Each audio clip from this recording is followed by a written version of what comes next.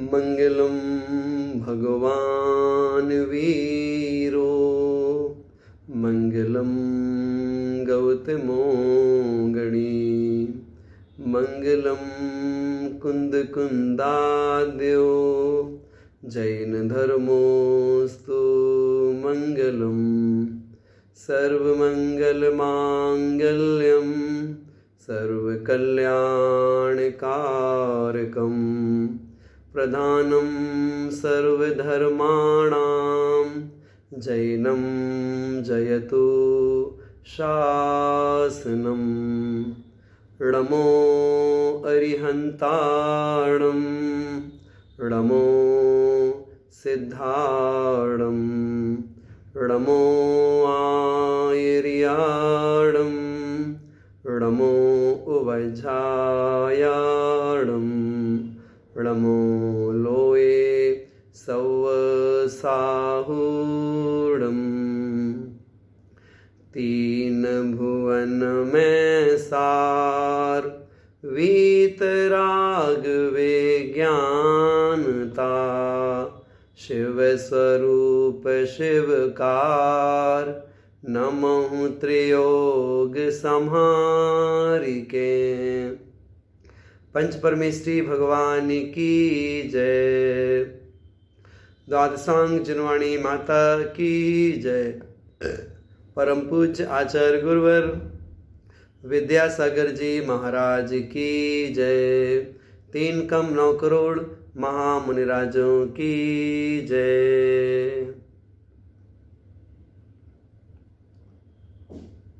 मुनि महाराजों का जीवन चरित्र हम सभी यहाँ पर पढ़ रहे हैं। हम थोड़ा विषय सीखें। आचार्य महाराज ने मुनिराजों की चर्चा की, तो जो मुनिराज होते हैं तो अंतरंग की अपेक्षा से, बहिरंग की अपेक्षा से, उपादान की अपेक्षा से हम उन्हें मुनिराज कहते हैं। तो मुनिराज हम कैसे कहते हैं, ऐसी कुछ बात आपके सामने रख रहे हैं, ध्यान दीजिएगा। पहली चीज होती है बहिरंग की अपेक्षा, दूसरी होती है अंतरंग की अपेक्षा, और तीसरी होती है उपादान की अपेक्षा। मुनिराज कैसे हैं? बहिरंग की अपेक्षा से तो वे मूल गुणों का पालन करते हैं। तो जो मूल गुणों का पालन करना है ये व्यवहार नय की अपेक्षा से है। जो मूल गुणों का पालन करना है ये सब शरीर आश्रित होने वाली क्रियाएं होती हैं। चाहे वो 5 महाव्रतों का पालन करें, चाहे 5 समितियों का पालन करें, चाहे 5 इंद्रिय विजय की बात करें, चाहे 6 आवश्यकों को पालने की बात करें, या फिर 7 शेष गुणों की बात करें। आप सारा विषय देख लीजिए 28 मूल गुणों का। मुनिराज जी जो इन मूल गुणों का पालन कर रहे हैं ये सब क्या है? ये सब बहिरंग क्रियाकलाप की अपेक्षा से विषय बताया जाता है। तो मात्र बाहर में मूल गुणों का पालन करने से कोई अपना आत्मकल्याण कर लेगा, कोई निर्वाण की प्राप्ति कर लेगा, ऐसे भूल में मत रहिएगा। बहिरंग में तो बहुत लोग हैं जो मुनिराज जी बन जाते हैं। एक बार नहीं बने, कई बार बने, कई बार नहीं बने, लाखों करोड़ों भवों में भी लाखों करोड़ों बार मुनि महाराज जी बन चुके होंगे। केवल बहिरंग में मुनि महाराज जी बनने से कल्याण नहीं होता, ये बात सीखने की है, ध्यान दीजिएगा। अगर कोई बहिरंग में मुनिराज जी बन गए हैं, है ना, तो क्या बोलेंगे? ये उस शुभ क्रिया के माध्यम से, शुभ प्रवृत्ति के माध्यम से पुण्यार्जन कर रहे हैं। अभी इनके संवर और निर्जरा जैसा कोई कार्य प्रारंभ नहीं हुआ है। फिर प्रश्न आएगा कि संबर और निर्जरा कौन करता है, तो हमें कहना पड़ेगा अब अंतरंग की ओर चलिए। अर्थात बाहर में मुनि बन गए हैं, ये अंतरंग में कैसे हैं। तो जिन मुनिराजों के अंतरंग में अनंतानुबंधी कषाय, अप्रत्याख्यानवर्ण कषाय, प्रत्याख्यानवर्ण कषाय, ये 12 कषायों का उदय नहीं होता है। मतलब क्या, जो अनंतानुबंधी कषाय है ना, इसका उदय तो पहले दूसरे गुण स्थान में होता है, इसके आगे नहीं। जो अप्रत्याख्यानवर्ण कषाय है, इसका उदय पहले से चौथे गुण स्थान तक होता है, इसके आगे नहीं। जो प्रत्याख्यानवर्ण कषाय है, इसका उदय पहले से 5वें गुण स्थान तक होता है, इसके आगे नहीं। और जो मुनिराज जी हैं, जिनको हम भावलिंगी मुनिराज बोलते हैं, जो वास्तव में मुनिराज हैं, उनका कम से कम कौन सा गुण स्थान होगा? आपको पता है, वे 6, 7वें गुण स्थान वाले कहलाएंगे, इससे नीचे वाले नहीं। अगर कोई द्रव्य से मुनि बन गए हैं और भावों की अपेक्षा उनके अभी और कषायों का उदय चल रहा है, तो वो निचले गुण स्थान वाले मुनिराज हैं। भावलिंगी मुनि तो वही कहलाएंगे जिनके अनंतानुबंधी कषाय आदि 12 कषायों का उदय नहीं होता है, जिनके मात्र संजुलन कषाय का उदय होता है, वे भावलिंगी मुनि महाराज कहलाते हैं। तो ऐसे करके बहिरंग में मूल गुणों का पालन हो, अंतरंग में 12 कषायों का अनुदय हो, और आत्मा कैसी हो? वो आत्मा भव्य जीव हो। तो उपादान की अपेक्षा से भव्य होना चाहिए, अंतरंग की अपेक्षा 12 कषायों का अनुदय होना चाहिए, और बहिरंग की अपेक्षा से मूल गुणों का, उत्तर गुणों का यथा विधि पालन करना चाहिए।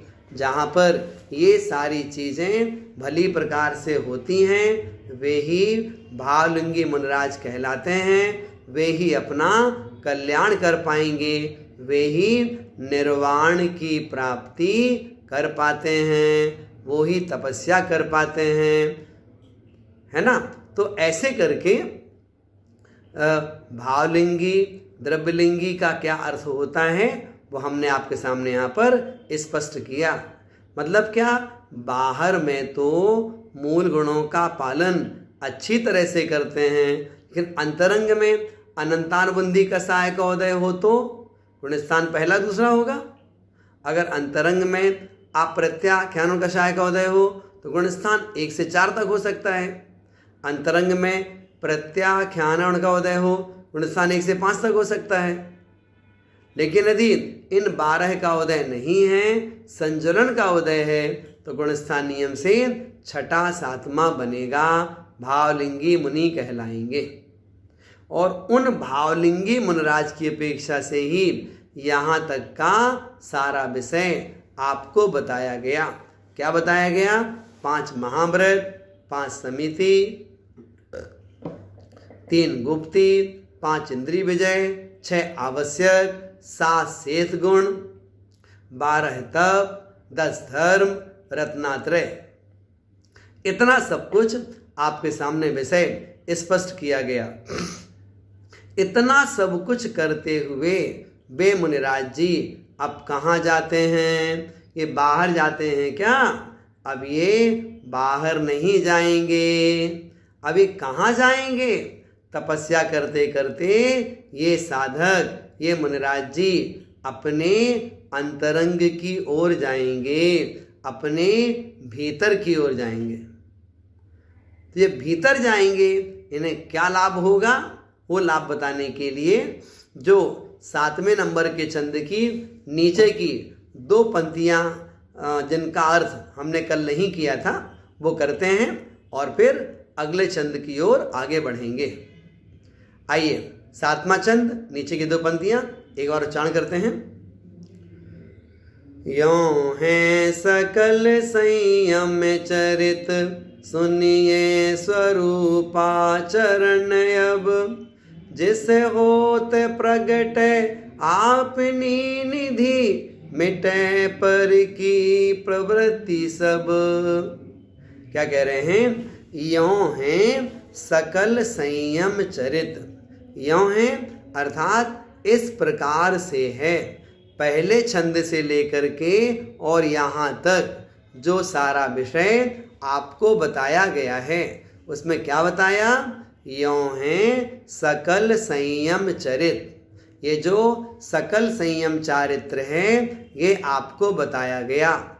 सुनिए स्वरूपाचरण अब इसके बाद में स्वरूपाचरण क्या होता है, उसे आप सुनिए। आप सुनो, आप सोचेंगे ये स्वरूपाचरण, ये शब्द कहाँ से आ गया भाई, इसका मतलब क्या होता है?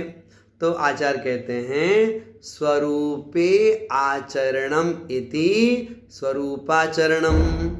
स्वरूप में आचरण, स्वरूप मतलब जो मैं आत्म तत्व हूँ, तो मैं आत्म तत्व अपने स्वरूप में तल्लीन हो गया, अपने भीतर चला गया, अपने स्वरूप में चला गया। ये कहलाता है स्वरूपाचरण, है ना। जिसका दूसरा नाम क्या है? जिसका नाम है शुद्धोपयोग, जिसका नाम है वीतराग चारित्र, जिसका नाम है निश्चय रत्नात्रय, जिसका नाम है उपेक्षा संयम। ये जो आत्मिक परिणति मुनि महाराजों की बनती है, बाहरी संकल्प विकल्पों से मुक्त हो जाते हैं, बाहरी हर्ष विषाद से मुक्त हो जाते हैं, बाहरी राग द्वेष से मुक्त हो गए और उन सब से छूट करके वे मुनिराज जी अपने आत्मस्वरूप में तल्लीन हो गए। उनको बोला जाता है, ये कहलाएंगे स्वरूप में आचरण करने वाले महामुनिराज, शुद्धोपयोगी मुनिराज। आप प्रश्न कर सकते हैं, क्या इस पंचम काल में इस प्रकार स्वरूप में आचरण करने वाले मुनि महाराज जी देखे जाते हैं क्या? हाँ, देखे जाते हैं, कोई दिक्कत नहीं है। पूरे पंचम काल में ऐसे मुनिराज जी होते ही रहेंगे, भले उनकी संख्या कम हो। संख्या कम होना अलग बात होती है और किसी संख्या का अभाव कर देना अलग बात होती है। तो यहाँ पर इस प्रकार के साधु पाए जाते हैं, कोई बाधा उसमें नहीं होगी। तो क्या कह दिया? यों है सकल संयम चरित। जो सकल संयम रूप चारित्र है वो हमने कहा। सुनिए स्वरूपाचरण।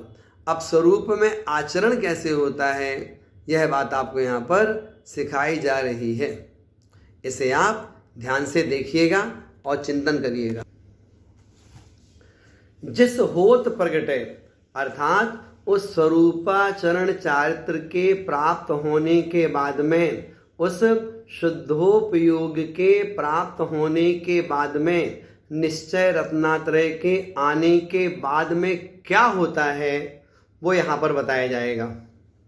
तो जिस होत प्रगटे आपनी निधि, आपनी मतलब आत्मा की, निधि मतलब खजाना, जिसके प्रकट होने पर आत्मा का खजाना प्रकट होता है।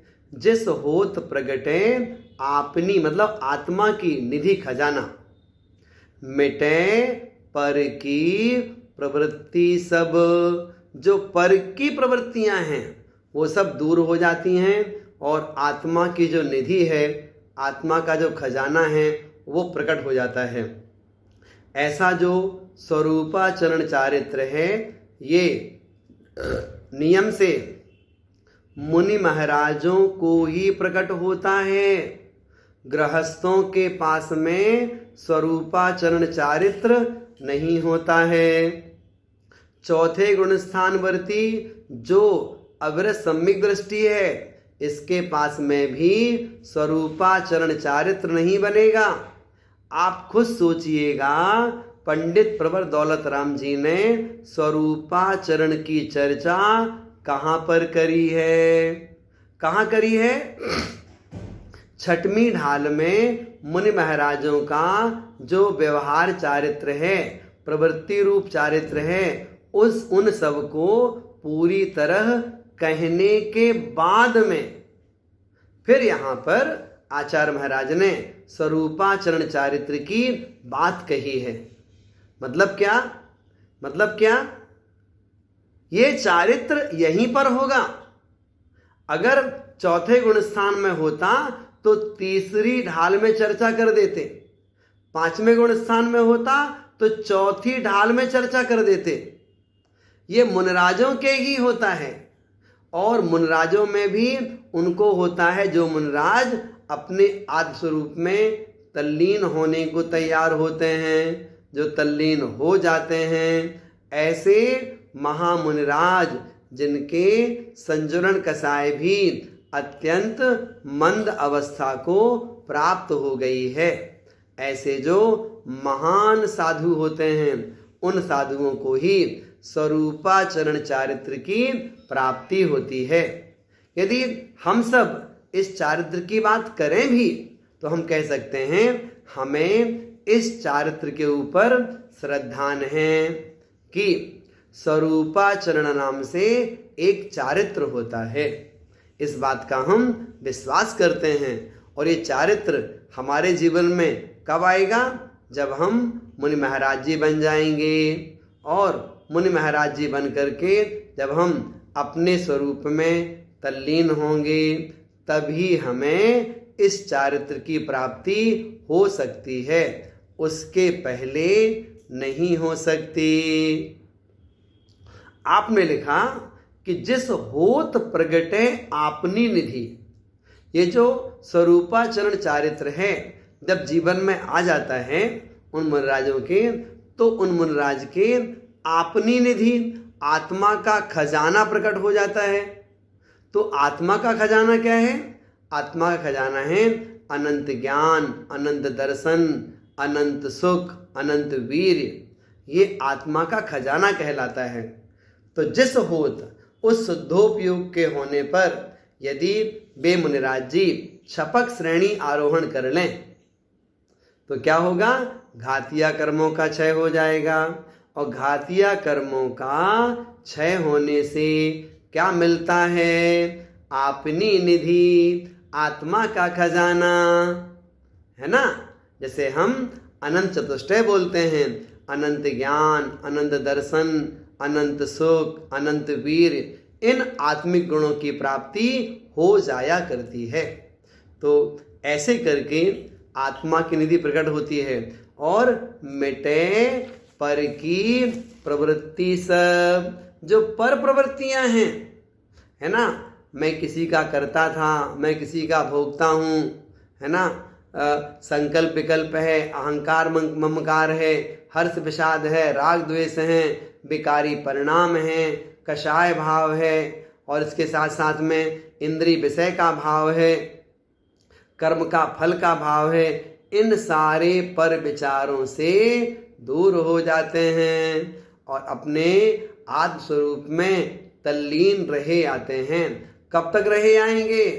अरहंत अवस्था प्राप्त हो गई है तो 8 वर्ष अंतर मुहूर्तकम 1 कोटि पूर्व तक कोई जीव आत्मस्थ अपने स्वरूप में रह सकता है अरहंत अवस्था में, और सिद्ध बन गए तो अनंत काल तक अपने स्वरूप में रहना ही है।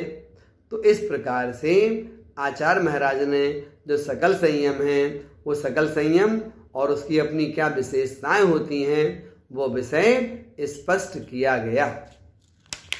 तो जो अंतिम जो छंद था उसमें क्या है? यों है सकल संयम चरित, सुनिए स्वरूपाचरण अब, जिस होत प्रगटे आपनी निधि, मिटे पर की प्रवृत्ति सब। इतना छंद, इतना विषय आपका यहाँ पर हो गया। आइए अगले छंद की ओर आगे बढ़ते हैं। तैयार होते हैं।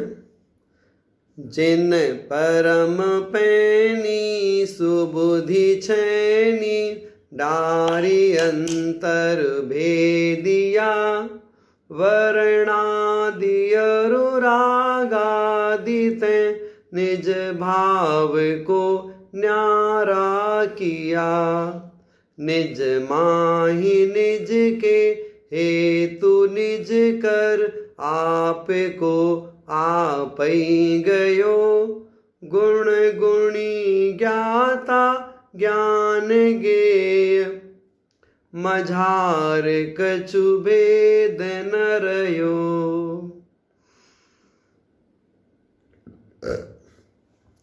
वे परम दिगंबर मुनि महाराज जिन्हें बाहरी दुनिया से कोई प्रयोजन नहीं होता है, जिन्हें अपने शिष्य के प्रति, अपने शिष्याओं के प्रति, अपने शरीर के प्रति, जिनके अंतरंग में कोई प्रकार का भी विकल्प का भाव उत्पन्न नहीं होता है, जिनके अंतरंग में देव शास्त्र गुरु के प्रति कोई भाव नहीं। अब हम उन सब परिणामों से उपरिम होकर के एकत्व विभक्त जो आत्म तत्व है, उस आत्म तत्व की तल्लीनता की ओर आगे बढ़ना चाहते हैं। हम देखें वे मुनिराज जी कैसे होते हैं, एक उदाहरण के माध्यम से विषय को प्रस्तुत करते हैं। एक व्यक्ति अपने कल्याण की चाह से अपने घर से बाहर निकल गया। चलते चलते शहर का रास्ता दूर हो गया और उसने जंगल के रास्ते को पकड़ लिया। उस जंगल के रास्ते में चलते चलते चलते उसने देखा चारों तरफ वृक्ष ही वृक्ष दिखाई पड़ रहे हैं। कहीं पर पक्षियों की आवाज़ें आ रही हैं, कहीं पर पशुओं का दौड़ना यहाँ से वहाँ पर हो रहा है। निर्भीक वह व्यक्ति अपने कल्याण के लिए उसी जंगल के रास्ते में बढ़ता चला जा रहा है। उसने वहाँ पर देखा एक गुफा के पास में एक मुनि महाराज जी बैठे हुए हैं और वे मुनि महाराज जी नेत्र बंद किए हुए अपने स्वरूप में तल्लीन हैं और गहराई और शांत परिणति उन मुनि महाराज की वहाँ पर बन रही है। अत्यंत शांत भावों के साथ में वे वहाँ पर बैठे हुए हैं। उन मुनिराज को देख करके ऐसा प्रतीत होता है कि ये मुनिराज संसार से पूरी तरह से विरक्त हो चुके हैं। उनके चेहरे में इतनी सौम्यता, इतना शांत परिणाम नजर आ रहा है, ऐसा लगता है इन मुनिराज को किसी से भी राग भाव नहीं है, किसी से भी द्वेष भाव नहीं है। ये तो परम तपस्वी स्वसंवेदन स्वरूप अपने आत्म तत्व में स्थित विराजमान है। तो ऐसे वो जो महामुनिराज हैं उनके बारे में यहाँ पर बताया जा रहा है कि वो महान मुनि कैसे होते हैं। तो क्या कह रहे हैं? जिन परम पैनी, जिन मतलब जिन्होंने, परम पैनी अत्यंत पैनी, जिन जिन्होंने परम पैनी सुबुद्धि, सुबुद्धि मतलब बुद्धि, अपने बुद्धि रूपी छैनी को, अपनी जो बुद्धि है उस बुद्धि रूपी छैनी को आप अंदर में डाल दीजिए। तो जिन परम पैनी सुबुद्धि छैनी डारी अंतर भेदिया, और जिसने अपने अंतरंग में भेद कर लिया है। तो जिन्होंने अत्यंत परम पैनी बुद्धि रूपी छैनी को अंदर में डाल करके भेद कर दिया है। एक उदाहरण और देते हैं, उसके माध्यम से विषय को आगे बढ़ाएंगे। जैसे शिल्पकार है, एक पाषाण लेकर के जा रहा है। उसने उस पत्थर को बड़े गौर से देखा और देखते देखते ही वो विचार कर लेता है, चिंतन कर लेता है, इससे 3 फीट की पद्मासन जिन प्रतिमा निकल आएगी। इतना बड़ा पत्थर है और 3 फीट की प्रतिमा इसमें निकल आएगी, और वो अंदर अंदर में संकल्पित हो जाता है। और फिर जैसे ही उसको आज्ञा प्रदान होती है, वैसे ही ईंटें पत्थर लेकर के वो छैनी हथौड़ी के माध्यम से वो जो प्रतिमा है ना, उसका ऊपर ऊपर का पत्थर उकेर देता है और अंदर जिन प्रतिमा प्रकट हो जाती है, स्पष्ट निकल आती है।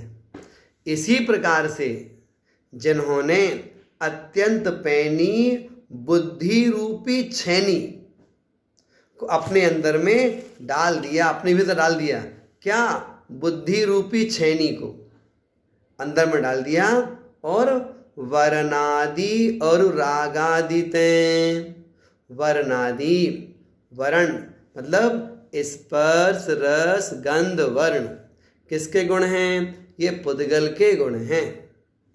तो जो कर्म कैसे होते हैं? कर्म पुद्गल होते हैं। शरीर कैसा होता है? वो भी पुद्गल रूप होता है, वो कहलाएगा वर्णादि। और रागादि, रागादि राग द्वेष मोह इत्यादि। तो वर्णादि और रागादिते निज भाव को, निज भाव मतलब निज आत्मा को, भाव मतलब स्वरूप, अपनी आत्मा के स्वरूप को न्यारा किया, अलग अलग कर दिया। अभी तक क्या था? अभी तक तो हम उस आत्मा का चिंतन कर रहे थे, और अब क्या हुआ? अब चिंतन करते करते उस रूप अपने आप को बना लिया। तो 2 चीजें हमारे सामने हो गई। निचली अवस्था में तो इन सब चीजों का हमारे अंतरंग में श्रद्धान होता है, और इस भूमिका में जब गुणस्थानों में आगे बढ़ गए, शुद्धोपयोग में चले गए, तो तदन रूप आत्मा परिणमन करने लगती है। तो निचली अवस्था में श्रद्धान का भाव है, इस अवस्था में तल्लीनता का भाव है। इन दोनों चीज़ों को यहाँ पर स्पष्ट समझना चाहिए, वो विषय आपके सामने प्रस्तुत करते हैं। कहने का मतलब क्या?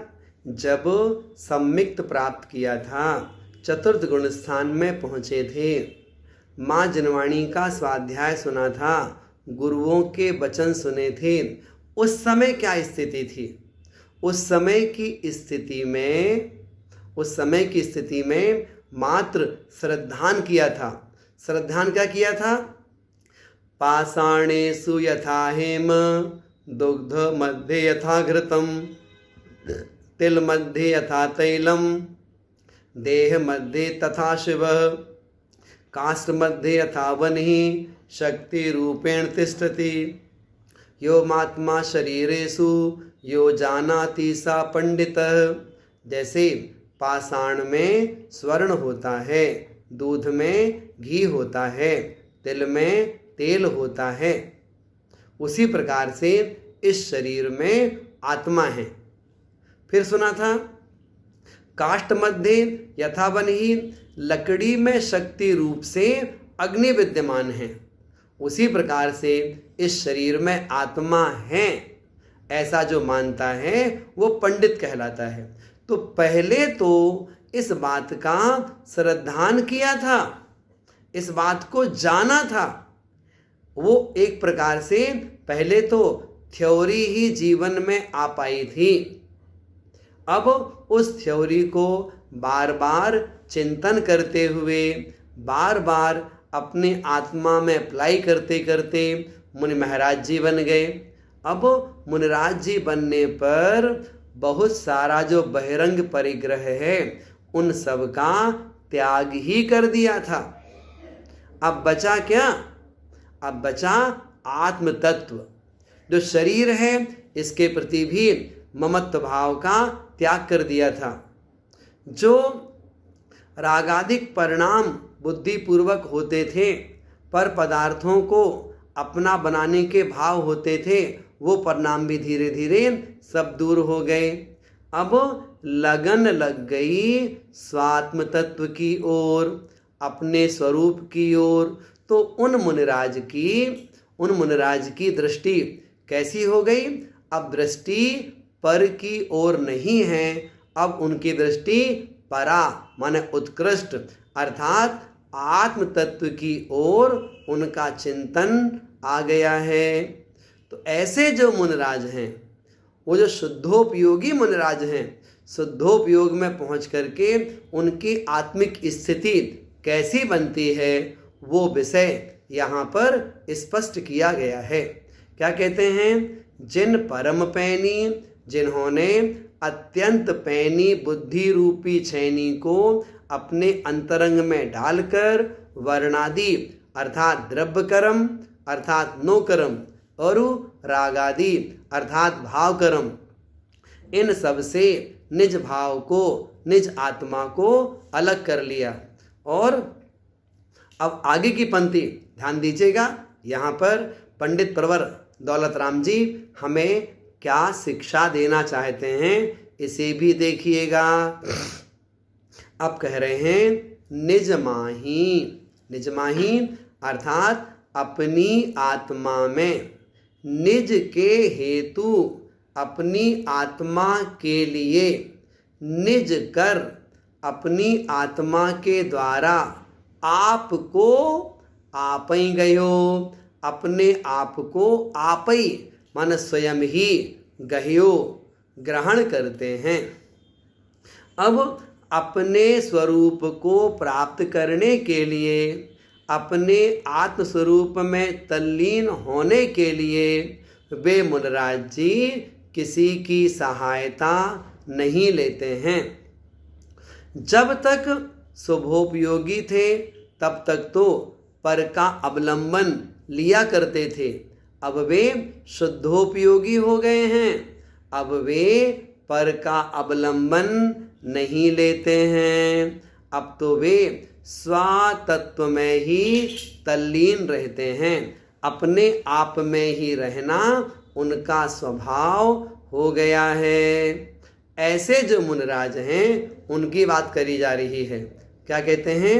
निज माही अर्थात अपनी आत्मा में, ये सप्तमी है, ये है ना, अपनी आत्मा में, निज के हेतु अपनी आत्मा के लिए, है ना, और निज कर अपनी आत्मा के द्वारा।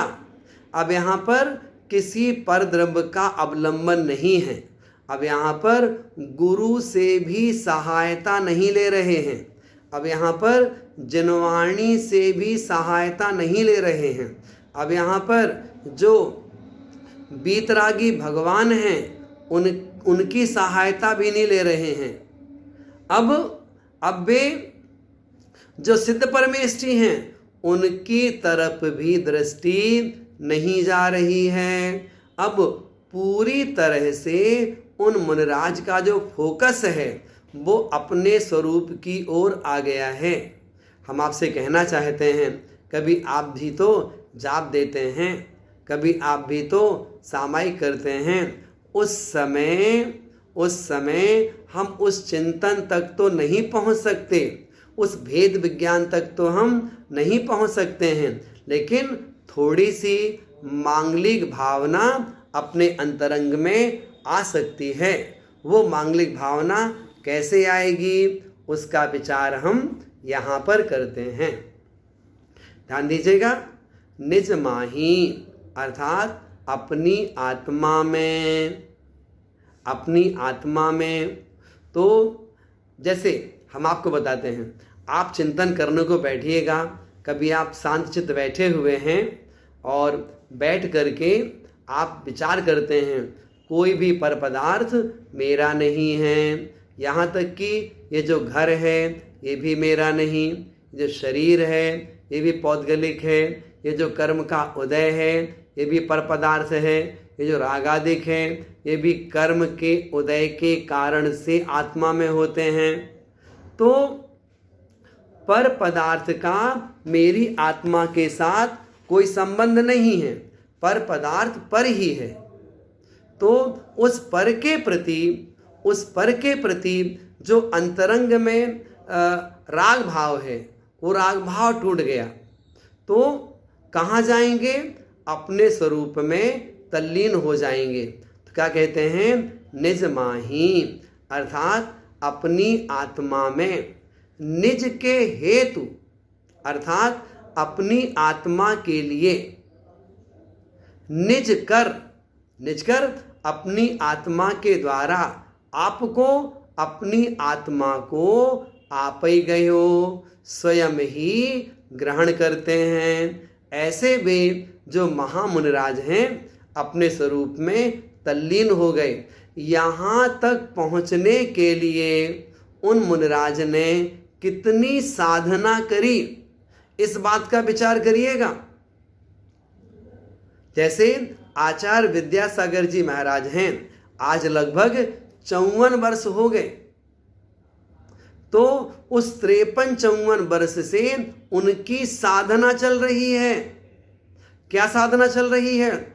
महामृतों का पालन, समितियों का पालन, गुप्ती का पालन, 6 आवश्यकों का पालन, 7 शेष गुणों का पालन और पंचाचार का पालन, 12 तप तपना, 22 परिसह सहन करना, 12 भावनाएं भाना।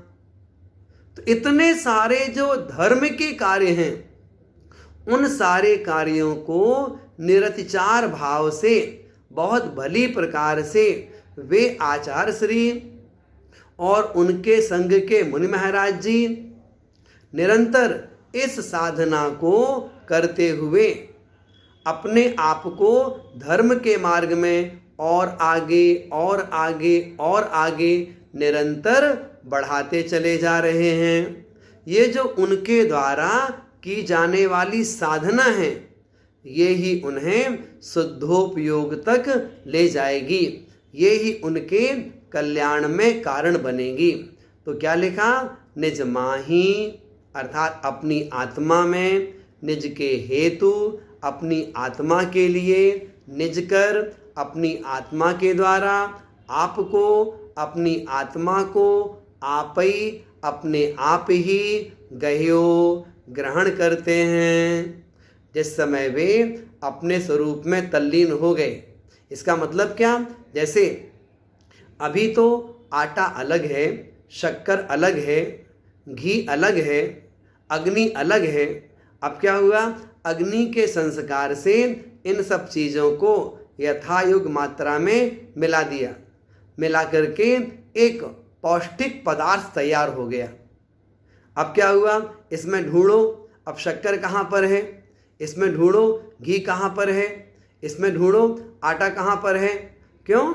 ये तीनों मिलकर के अब एक रूप ही परिणमन करने लगे हैं। वो जो एक रूप ही परिणमन होना है वो परिणमन ही यहाँ पर शुभोपयोग से शुद्धोपयोग की ओर ले जाने का कारण बनता है, ले जाने का साधन बनता है। उसकी चर्चा यहाँ पर प्रारंभ हुई है। अब देखो ऐसा हो गया। इसके साथ साथ में उन मुनिराज के अंदर में जो परिवर्तन आया है, जो भाव प्रकट हुआ है, उस भाव को, उनकी उस मनोदशा को हम किस रूप में कहते हैं उसे यहाँ पर देखिएगा। क्या लिखा है? गुण गुणी ज्ञाता ज्ञान गेय मझार। मझार माने मैं, कछु भेद ना रह्यो। अब यहाँ पर इनमें कोई भेद नहीं रहा। किन में? पहला पॉइंट है गुण और गुणी में अब कोई भेद नहीं बचा। गुण क्या है? अब आत्मा के गुणों का नाम ले लीजिए। ज्ञान है, दर्शन है, सुख है, वीर्य है और भी अनेकों गुण आत्मा के पास में हैं। सम्यक दर्शन है, सम्यक ज्ञान है, सम्यक चारित्र हैं, ये सब क्या हैं? ये सब आत्मिक गुण कहलाते हैं। और गुणी कौन है? इन सभी गुणों को धारण करने वाली जो वो आत्मा है वो गुणी कहलाती है। जैसे मुनि महाराज जी की जो आत्मा है वह गुणी है, और उन मुनिराज में जो ज्ञान आदि गुण हैं वे गुण कहलाते हैं। तो गुण और गुणी व्यवहार की अपेक्षा से तो भिन्न भिन्न कहे जाते हैं। गुण और गुणी व्यवहार की अपेक्षा से अलग अलग कहे जाते हैं। कह दो, कोई दिक्कत नहीं है, कथन किया जाता है, हम कहते भी हैं। द्रव्य किसे कहते हैं? गुण पर्यायबद्ध द्रव्यम। जो द्रव्य होता है वह गुण और पर्याय वाला होता है, तो गुण पर्यायबद्ध द्रव्यम, तो वो हो जाएगा व्यवहार का विषय। यहाँ जो चर्चा है वो चर्चा निश्चय नय की अपेक्षा से कही जा रही है। तो निश्चय की दृष्टि से बोलेंगे तो क्या कहा जाएगा?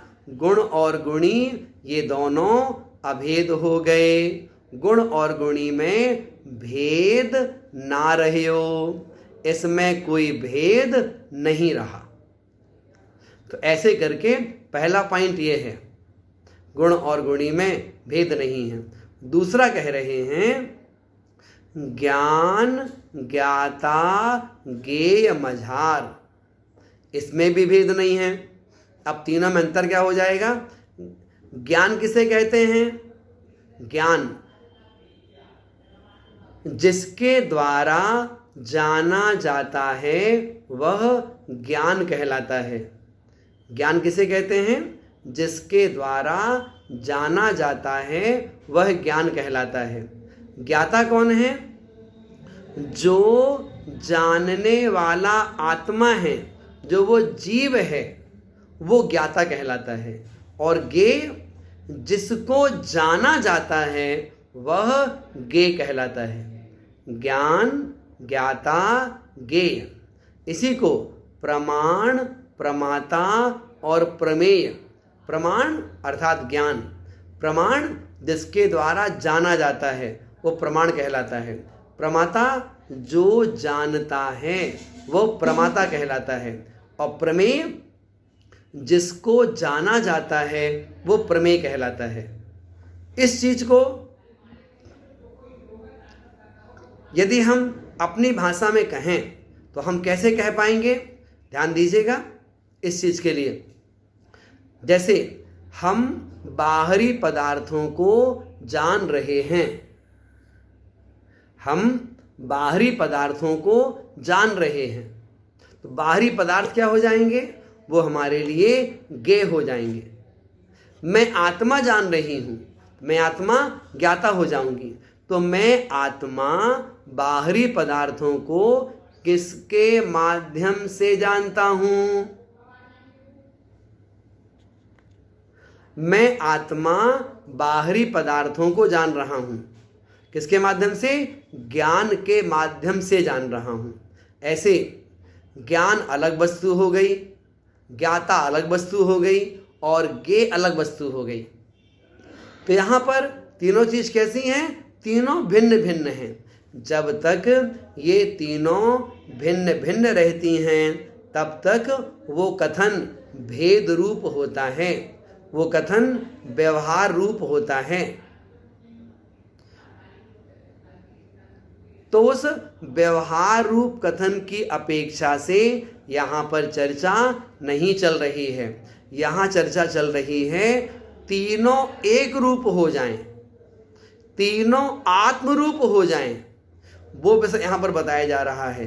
तो ज्ञान ज्ञाता ज्ञेय, जब ये तीनों आत्मा हो जाती हैं, ज्ञेय ज्ञाता ज्ञान, ज्ञान के द्वारा कौन जान रहा है? मैं आत्मा जान रही हूँ। ज्ञान कहाँ पर है? मेरी आत्मा है। और जो ज्ञान है, जो ज्ञेय है, जो ज्ञेय है, आत्मा किसको जान रही है? आत्मा किसको जान रही है? तो आत्मा आत्मा आत्मा को जान रही है। तो ऐसे ज्ञान, ज्ञाता और ज्ञेय, इन तीनों में जहाँ पर भेद नहीं होता है, इन तीनों में जहाँ अभेद होता है, जहाँ अभेद है वहाँ निश्चय न है, जहाँ भेद है वहाँ व्यवहार न है। ऐसे भेद और अभेद की अपेक्षा चर्चा सीखनी चाहिए। यहाँ चर्चा अभेद की है, यहाँ चर्चा निश्चय की है, वो यहाँ पर सीखनी चाहिए। तो ज्ञान ज्ञाता गे मझार, कछु भेद ना रहे हो। एक बार पुनः चारों पंक्तियों का अर्थ आपके सामने करते हैं, फिर आगे बढ़ेंगे। जिन परम पैनी, जिन्होंने अत्यंत पैनी बुद्धि रूपी छैनी को अपने अंतरंग में डाल करके भेद कर दिया है।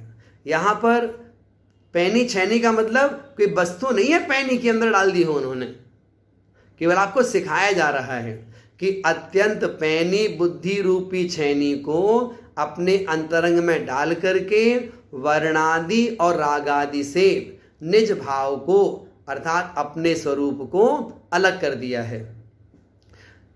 फिर निज माही, अपनी आत्मा में, अपनी आत्मा के लिए, अपनी आत्मा के द्वारा अपनी आत्मा को अपने आप ही ग्रहण कर लिया। फिर गुण गुणी में और ज्ञान ज्ञाता ज्ञेय में कोई भेद नहीं रहा। ऐसी जो स्थिति बनती है वह शुद्धोपयोग की बनती है।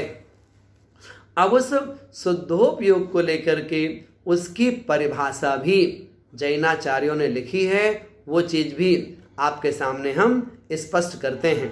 क्रम से देखिएगा। आपसे बताया गया वीतराग चारित्र, इसका मतलब क्या? जहाँ पर चारित्र का पालन करते समय कोई प्रवृत्ति नहीं हो रही है, वह जो चारित्र है वह वीतराग चारित्र कहलाता है। वीतराग चारित्र राग द्वेष से उपरिम आत्मा की स्थिति, वो वीतराग चारित्र है। फिर निर्विकल्प समाधि, मतलब किसी प्रकार का कोई विकल्प उन मुनिराज के अंतरंग में नहीं है, वो कहलाएंगे निर्विकल्प समाधि वाले। तीसरा कहलाएगा उपेक्षा संयम, मतलब पूरी तरह से मध्यस्थ भाव अंतरंग में आ गया है। ऐसी जो आत्मा की अवस्था है वह उपेक्षा संयम कहलाती है। फिर है निश्चय चारित्र, जहाँ चारित्र भेद रूप नहीं है, अभेद रूप हो गया है ना, आत्म तल्लीनता आ गई है, वो निश्चय चारित्र है। जैसे उदाहरण के लिए व्यवहार चारित्र, निश्चय चारित्र, दोनों में अंतर क्या हुआ? व्यवहार चारित्र में 13 प्रकार का चारित्र पालना होता है और निश्चय चारित्र में बस अपनी आत्मा में तल्लीन हुआ जाता है। जैसे व्यवहार ज्ञान में अर्थात व्यवहार सम्यक ज्ञान में तो द्वादशांग तक का अध्ययन अध्यापन किया जाता है, और निश्चय ज्ञान की अपेक्षा बात करेंगे तो बस आत्म तत्व का ज्ञान हुआ, उसमें तल्लीन हो गए। ऐसे ही व्यवहार सम्यक दर्शन, तो व्यवहार सम्यक दर्शन में तो 7 तत्वों का पालन होता है। व्यवहार सम्यक दर्शन में 7 तत्वों के श्रद्धान की बात होती है, और निश्चय सम्यक दर्शन में मात्र आत्म तत्व के श्रद्धान की बात होती है। ऐसे करके 2 चीजें होती हैं, उन दोनों को आपके सामने यहाँ पर स्पष्ट किया गया। अब देखो, एक होता है वीतराग स्वसंवेदन, एक होता है सराग स्वसंवेदन। तो कसाय सहित जीवों को जो आत्मा का संवेदन होता है वह सराग स्वसंवेदन कहलाता है, और मुनिराजों को भी शुभोपयोग की अवस्था में जो संवेदन होता है, कहीं ना कहीं संजुलन कसाय का उदय चल रहा है, तो वो स्वसंवेदन सराग स्वसंवेदन कहलाता है। और वे ही मुनिराज जी जब पूरी तरह अपने स्वरूप में तल्लीन हो जाते हैं, उस समय जो उन्हें संवेदन होता है उसे हम वीतराग स्वसंवेदन कहते हैं। फिर बात आती है अभेद रत्नात्रय की, जहाँ रत्नात्रय कैसा है, अभेद रूप है, अर्थात दर्शन, ज्ञान और चारित्र में भेद नहीं है। तीनों एक ज्ञान ज्ञान ज्ञान रूप ही परिणमन कर रहे हैं। वह अभेद रत्नात्रय कहलाता है और उसी को स्वरूपाचरण चारित्र भी कहते हैं। इस प्रकार से ये सब किसके पर्यायवाची हैं? शुद्धोपयोग के पर्यायवाची हैं। ये चीज कहाँ प्राप्त होती है? सप्तम गुण स्थान में जब वे मुनिराज स्वरूप में तल्लीन होते हैं तब ये सारी चीजें प्राप्त होती हैं। अंतिम पॉइंट आपके सामने रखते हैं, वह है शुद्धोपयोग का स्वरूप आचार्य कुंद कुंद स्वामी जी ने क्या कहा है। वो भी कहते हैं, ध्यान दीजिएगा। सुविदित पयत सुतो संयम तप संजदो बिगद रागो समणो सम सुह दुखो भणिदो शुद्धो ओ गोती। वे क्या लिखते हैं? वे लिखते हैं सुविदित पयत सुतो। सुविदित माने भली प्रकार से जान लिया है। किसको? पयत सुतो। पयत पदार्थों को और सूत्रों को जिन्होंने पदार्थों को और सूत्रों को भली प्रकार से जान लिया है। संयम तप संजदो, जो संयम से और तप से संयुक्त हैं। विगद रागो, जिनका राग बीत गया है। ऐसे कौन? ऐसे श्रमण अर्थात मुनिराज।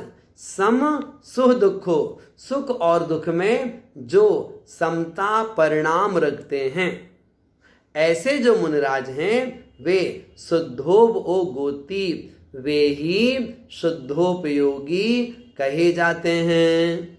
अब आप सोचिएगा, ये सारे लक्षण क्या चौथे गुण स्थान में घटित हो जाते हैं क्या? घटित हो ही नहीं सकते। जब कह रहे हैं अच्छी प्रकार से पदार्थों को और सूत्रों को जिसने जान लिया है, वास्तव में अध्यात्म की अपेक्षा से भली प्रकार से जानना क्या कहलाता है? तो अध्यात्म की अपेक्षा भली प्रकार से जानने का मतलब है केवल जानना नहीं, जानने के साथ में तदनुरूप अनुभूति भी करना। तो जहां पर अनुभूति और जानना दोनों एक रूप होता है, वही वास्तव में जानना कहलाता है। और वो अनुभूति और जानना जहां एक रूप है, उसे ही आचार्यों ने शुद्धोपयोग की अवस्था कहा है। तो वो दृष्टि हमारे अंतरंग में आए, हमारा चिंतन वहां तक पहुंच पाए, वो विचार जीवन में आ पाए, तो जिसके आता है वो ही वास्तव में शुद्धोपयोगी बन पाते हैं। तो चौथे गुण स्थान में ऐसी बात नहीं बनती है। चौथे गुण स्थान वाला तो इन सब तत्वों का, पदार्थों का, अस्तिकाय का, शुद्धात्मा का, इन सब का वो मात्र श्रद्धान ही कर पाता है। और वो श्रद्धान कैसा? वो श्रद्धान भी शक्ति रूप ही कर पाएगा ना, अर्थात हम में भगवान बनने की शक्ति है। तो ऐसा श्रद्धान चौथे गुण स्थान वर्ती के अंदर आ गया। और आप कषाय की बात करोगे तो केवल उसके पास अभी अनंतानमंदी कषाय ही गई है। बाकी जो शेष 12 कषाय हैं वो तो उसके पास बैठी हुई हैं।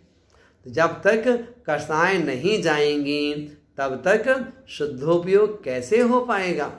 इसलिए जो भी आत्मिक गुण हैं, उन आत्मिक गुणों को पाने के लिए, उन आत्मिक गुणों को पूर्ण करने के लिए हमें श्रद्धान के साथ साथ में जो आचरण की बात बताई है, जो भेद ज्ञान की बात बताई है, जो स्वात्मा के श्रद्धान की बात बताई है, और आचरण में जो प्रवृत्ति बताई है, उन सब से जब आगे बढ़ करके अपने स्वरूप में तल्लीन हो पाएंगे, तभी जाकर के हमारा कार्य सिद्ध हो पाएगा। उसके पहले सिद्ध होने वाला नहीं है। इसलिए हम सबको अपने अंतरंग में ये विश्वास करना चाहिए कि जैनाचार्यों ने चतुर्थ गुण स्थान में शुभोपयोग बताया है, पांचवें गुण स्थान में, छठे गुण स्थान में, सातवें गुण स्थान में भी शुभोपयोग बताया है।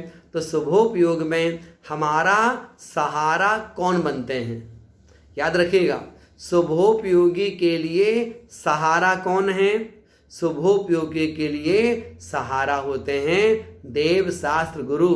शुभोपयोगी के लिए सहारा होते हैं पंच परमेष्ठी। शुभोपयोगी के लिए सहारा होते हैं नव देवता। तो हम देव शास्त्र गुरु की आराधना करें, पंच परमेष्ठी की आराधना करें, नव देवताओं की आराधना करें और इनके योग्य, इनके लिए हमारे जो कर्तव्य हैं, जो हमारा कार्य क्षेत्र है, उन कार्यों को हम ईमानदारी से करें। यही हम सबका जो शुभोपयोग है, यही हमें भविष्य में धर्म के मार्ग में आगे बढ़ाने में सहयोगी बनेगा। और हम शुभोपयोग के स्थान पर अपने आप को शुद्धोपयोगी मान करके बैठ जाएं। हम तो शुद्धोपयोगी हैं, हम तो स्वरूप में तल्लीन हो सकते हैं। तो कपड़े पहने पहने स्वरूप की तल्लीनता नहीं आ सकती।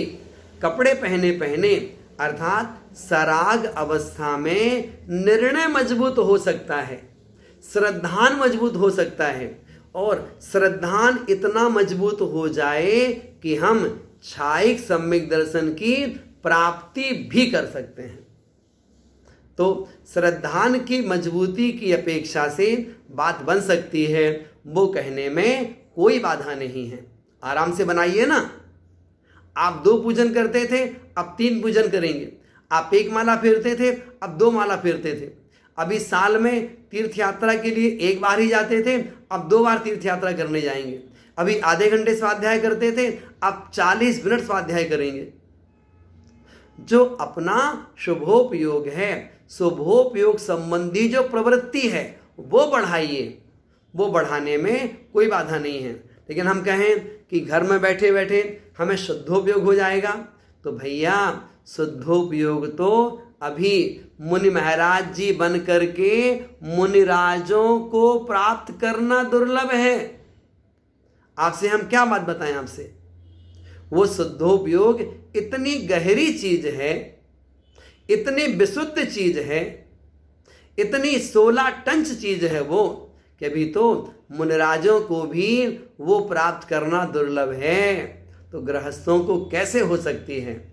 हमने कहा ना आपसे, शुभोपयोग चौथे, पांचवें, छठे, सातवें गुण स्थान में है, और शुद्धोपयोग 7वें से शुरू होता है। तो जो मुनिराज जी छठे, 7वें गुण स्थान में रहते हुए अपने मूल गुणों का ईमानदारी से 100% पालन करते हैं, उन मुनिराजों को ही शुद्धोपयोग होना संभव है। सबके बस की बात नहीं है। आपको पता है ना, करोड़ों करोड़ों मुनिराज जी छठे, 7वें गुण स्थान में रहते हैं। उनमें से अगर श्रेणी आरोहण करें तो कितने कर सकते हैं? अधिकतम 299। कितनी कर सकते हैं अधिकतम? 598। 299 उपसम श्रेणी में, 598 छपक श्रेणी में। इतने ही साधु कर सकते हैं ना, इससे ज्यादा नहीं कर सकते। ज्यादा करना होगा, अब समय दीजिए उनके लिए, फिर कर पाएंगे। तो 6 महीने 8 समय में 608 जीव ही छपक श्रेणी आरोहण कर पाते हैं, इससे ज्यादा नहीं कर पाते हैं। इसलिए हम जहां हैं उस रूप भावना भाएं, तभी हमारा जीवन अच्छा बनेगा। इसी मांगलिक भावना के साथ आज की बात यहाँ पर पूर्ण करते हैं। आपके जो प्रश्न हो, उन प्रश्नों को आप कमलेश जी के पास में या फिर धवल जी के पास में या हमारे पास भेजिएगा। उनके समाधान हम यथासंभव जरूर करेंगे। इसी भावना के साथ में आइए माँ जिनवाणी की स्तुति करते हैं। अब हम जिनवाणी स्तुति करेंगे।